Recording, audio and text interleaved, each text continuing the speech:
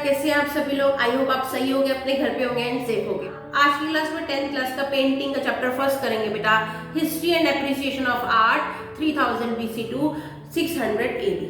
अब इसमें बेटा इतिहास हमारा बहुत बड़ा है, आप सभी जानते होंगे। इतिहास में बनी गई बहुत सी चीजें बहुत ज्यादा वास्ट है हमारे इंडियन हिस्ट्री में। अगर देखिए आर्ट के बारे में, क्योंकि हम पेंटिंग पढ़ रहे हैं तो हम आज आर्ट के बारे में बात करेंगे। इंडियन हिस्ट्री में आर्ट का क्या स्थान था और क्या उसकी इंपॉर्टेंस थी, ठीक है, और आज तक ये कैसा चलता आ रहा है, आगे आने वाले चैप्टर्स में भी ये पढ़ेंगे। सो स्टार्ट करते हैं बेटा। अब 3000 BC को समझना पड़ेगा बेटा क्या है। ये उस वक्त का टाइम है जब जीसस क्राइस्ट का जन्म नहीं हुआ था, जीसस क्राइस्ट के जन्म से पहले, बिफोर क्राइस्ट, BC, ठीक है।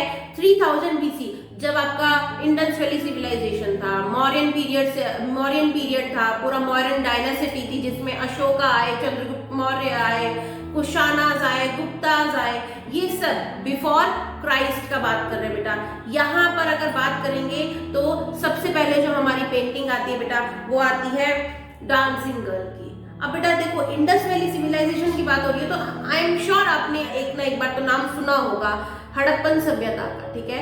तो कि ये भी माना जाता है कि वो लोग इतने सभ्य थे, इतने टैलेंटेड और इतने क्रिएटिव थे, तो उन्होंने बहुत सी चीजें उस वक्त पर बनाई जो हम आज भी डेवलप कर रहे हैं, ठीक है। हालांकि वो जो पूरी सिविलाइजेशन थी वो लुप्त हो गई समहाउ, पर देखेंगे कि उनके वहां से जितनी भी पाई गई हैं चीजें, जस्ट लाइक उसमें डांसिंग गर्ल है, आप देख सकते हैं डांसिंग गर्ल का यहाँ पे पिक्चर शो कर रहा है। इसमें बेटा बहुत अच्छे एलिगेंस तरीके से बनाया गया है, दिखने में बहुत बड़ा लग रहा होगा बट इसका जो साइज है वो सिर्फ 4 इंच है बेटा। 4 इंच की मूर्ति है ये, ठीक है, जिसमें बेटा दिखाया गया कि बहुत एलिगेंस, बहुत काम और इम्प्रेसिव पोस्चर में वो खड़ी हैं। एंड अगर आप उनके बेटा हाथ देखेंगे और नेक देखेंगे तो उसमें एक बहुत प्यारा नेकलेस पहना हुआ है एंड हाथों में बेटा बैंगल्स है। और बैंगल्स हमें जो हाथों में पहनते किसकी याद दिलाते हैं? राजस्थानियों की। राजस्थानी की आज जो ट्राइबल वुमेन्स है वो पहनती है बेटा हाथों में बैंगल्स। इवन गुजराती भी कुछ वुमेन्स पहनती हैं हाथों में बैंगल्स। तो ये मॉडर्न डेज को भी दिखाया गया है, ट्राइब वुमेन्स को। प्लस बेटा इन्होंने बहुत प्यारा बन बनाया हुआ है जो आजकल के डेज में बनाया जाता है बन, ठीक है।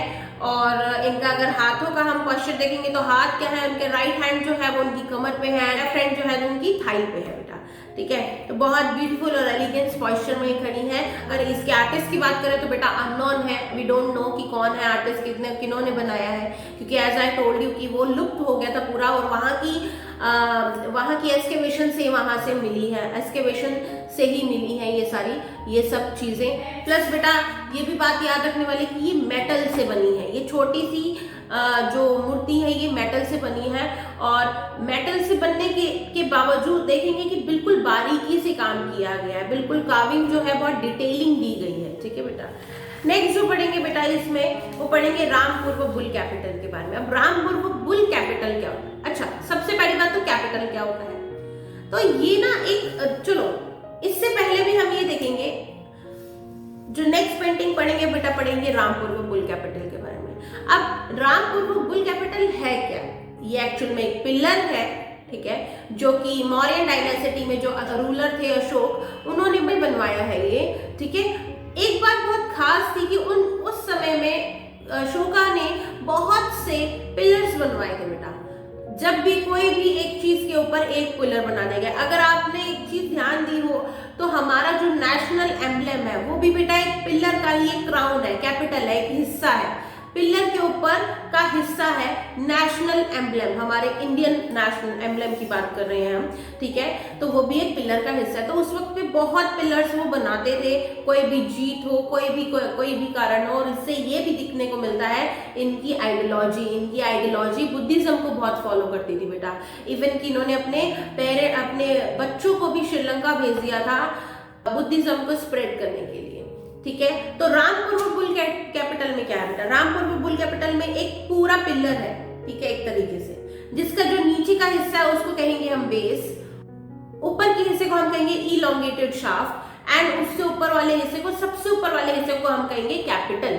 मींस क्राउन भी बोला जाता है इसको और कैपिटल भी बोला जाता है। क्योंकि इस अगर आप पेंटिंग देखेंगे तो इसमें जो पिलर है, पिलर के ऊपर जो कैपिटल है वो क्या है, बुल है, इसीलिए इसका नाम बुल कैपिटल है। ठीक है, और अगर इसका देखेंगे कहां से पाई गई तो ये रामपूर्व में पाई गई थी, इसलिए इसको नाम दे दिया गया रामपूर्व बुल कैपिटल। अब बुल जो है, बुल के नीचे एक बेटा डिस्क है ताकि उसको बुल को सपोर्ट मिल सके, और उसके नीचे एक और खास बात लोटस बना है बट उल्टा, इन्वर्टेड लोटस है। ठीक है, इन्वर्टेड लोटस है उल्टा, और लोटस और बुल कैपिटल के बीच में एक डिस्क दिख रही होगी। डिस्क के ऊपर में बेटा एनिमल्स की पिक्चर्स है, एनिमल्स में हाथी भी है और घोड़े भी है। ठीक है, तो ये दिखाया गया है रामपूर्व बुल कैपिटल में, जो कि एक पावर को रिप्रेजेंट करता है। ठीक है, इसमें देखेंगे आगे जो बेटा नेक्स्ट पेंटिंग जो हमारी आती है वो आती है ब्लैक प्रिंसेस। अब आप सभी ने अजंता केव्स के बारे में भी पढ़ा होगा, आई एम डैम श्योर कि आपने पढ़ा होगा अजंता केव्स के बारे में। अजंता केव्स बेसिकली कहाँ पाई गई थी, अजंता नामक गांव में जो कि औरंगाबाद में है, महाराष्ट्र में है बेटा, यहाँ पाई गई थी। और इनमें ये भी किसी ने, एक ब्रिटिशर कोई ऑफिसर था, उसने शिकार करते वक्त में ये मिल गई, गुफाएं मिल गई। ठीक है, जिसका नाम अजंता रख दिया गया। अजंता नामक गांव के ऊपर ही इनका नाम रखा गया। ठीक है, अब इसमें जो है एक नहीं अनेकों पेंटिंग्स नजर आई, जिन्होंने फ्रेस्को टेक्निक को बिल्कुल नहीं अपनाया गया था, इसमें अपनाया था। इन्होंने टेम्परा टेक्निक को ही फैशनेबल और ट्रेंड में लेके आए और उन्हीं पे ही इन्होंने सारी पेंटिंग्स बनाई। अब अगर केव्स की बात करें बेटा तो 30 केव्स हैं, जिसमें से एक केव जो है वो अनफिनिश्ड है।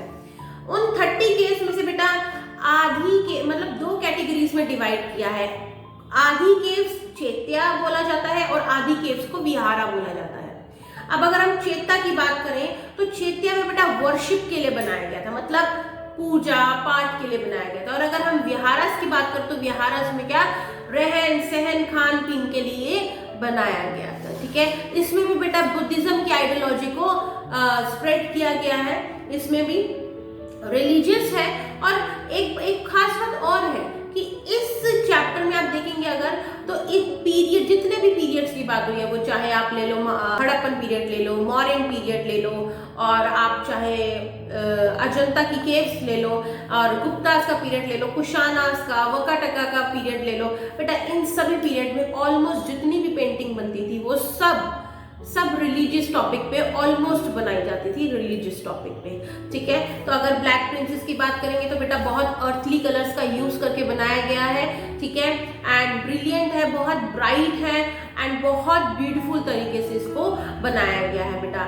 बहुत सी पेंटिंग्स जो है उनको वॉल्स पर, जिसको वॉल पेंटिंग क्योंकि बोला जाता है, ब्लैक प्रिंसेस जो है बेटा वो वॉल पेंटिंग है। वॉल पेंटिंग को मुराल्स भी बोला जाता है। ठीक है, और ये मैंने जैसे कि बताया आपको कि 20th सेंचुरी में ये पाई गई थी। ठीक है, और इसकी जो वो है विड्थ और हाइट है वो 20 फीट इसकी विड्थ है, एंड हाइट जो है इसकी 6 फीट इसकी हाइट है बेटा। तो इस चैप्टर में अगर हमने देखा जाए तो हमने 3 चीजें पढ़ी, वो थी डांसिंग गर्ल की मूर्ति जो कि किस पीरियड को बिलोंग थी, हड़प्पन पीरियड को। फिर है रामपूर्व बुल कैपिटल जो कि उस पीरियड को बिलोंग थी, मौर्यन पीरियड को। एंड उसके बाद में ब्लैक प्रिंसेस जो कि 20th सेंचुरी में पाई गई थी और वो गुप्ता एंड वकाटका के पीरियड को बिलोंग करती है। ठीक है बेटा, आज के लिए बेटा बस इतना ही। आज जो हमने पढ़ा है इस चैप्टर को कंप्लीट किया है। इफ आपको इस चैप्टर से रिलेटेड कोई डाउट होता है तो बेटा आप कमेंट बॉक्स में हमारे मैसेज कर सकते हैं, एंड आप हमसे जूम क्लासेस में भी आप ज्वाइन कर सकते हैं। एंड बेटा नंबर आपको जो व्हाट्सएप नंबर है हमारा गिवन है, आप उस पर भी आपको कोई डाउट होता है तो आप पूछ सकते हैं। एंड हमारी बेटा आपको पता है जैसे कि रेगुलर क्लासेस भी चलती है तो आप उसको भी ज्वाइन कर सकते हैं। ठीक है, नीचे दिए गए व्हाट्सएप नंबर पे आप सारी डिटेल्स प्राप्त कर सकते हैं। आज के लिए इतना बेटा, आप इस चैनल को सब्सक्राइब कीजिए, लाइक कीजिए। Thank you so much, have a nice day.